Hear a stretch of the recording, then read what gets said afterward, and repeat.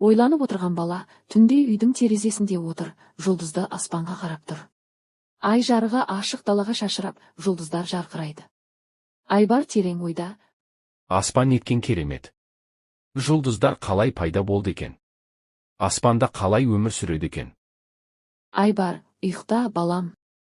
Анашым, шамалы отырайыншы, сосын терезені жауып жатамын. Бір кезде Айбар көз алдында жұлдыздың аққанын көріп таңғалады. Жұлдыздың орманға құлағанын көріп, Айбар есікті жай жауып шығады. Орман іші жап-жарық. Айнала ағаштар, бірақ олардың арасынан жарқылдап тұрған жарық көзге түседі. Айбар жұлдызды қолымен ұстап, оның жылуын сезеді. Қолынан жылы жарық тарап, ол жұлдызға күш бергендей болады.